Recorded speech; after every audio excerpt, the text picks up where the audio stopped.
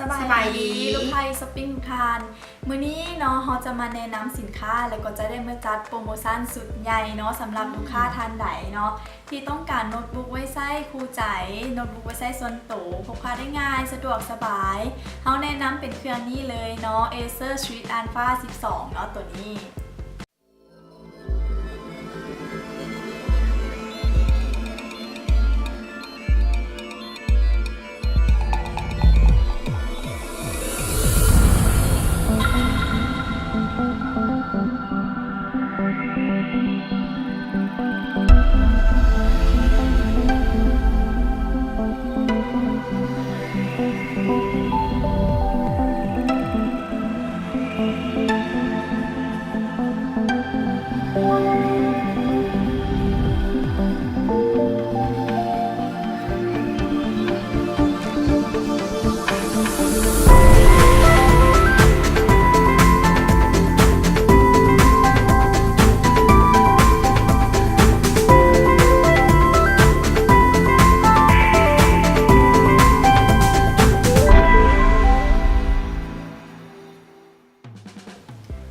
สำหรับสเปคของตัวเครื่องนี้เนาะ Intel UT Core i3 RAM 4GB DDR3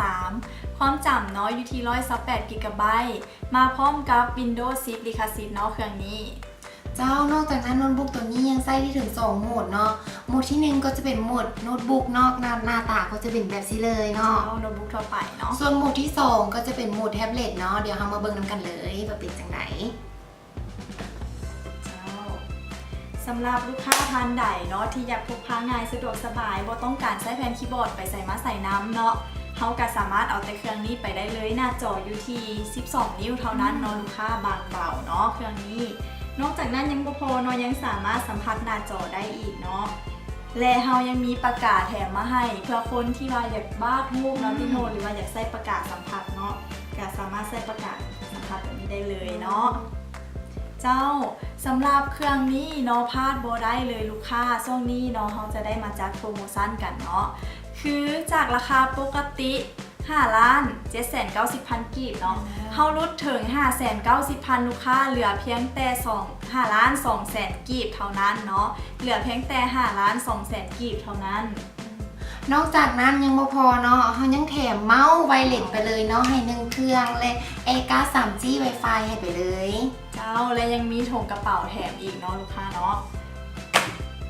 ราคาเนาะอยู่ที่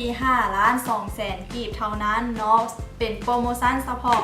ช่วงเทศกาลบุญทรงเฮือนี่เท่านั้นลูกค้าสินค้าเขามีจำนวนจำกัดเฉพาะ10 เครื่องเท่านั้นท่านใดสั่งจองเนาะอยากสั่งจองเข้ามาได้ที่ e-shopping การค้าอิเล็กทรอนิกส์ของคนลาวหรือว่าเว็บไซต์ e-shopping เนาะและเขายังมีแอปสั่งซื้อผ่านมือถือเนาะติโนง่ายๆกันเลยสั่งซื้อผ่านมือถือได้เลยเนาะนอกจากนั้นเรายังมีบริการส่งฟรีให้ทานทั่วประเทศเนาะสุดท้ายนี้อย่าลืมกดไลค์กดแชร์เพจเราเลยเด้อเจ้าขอบใจ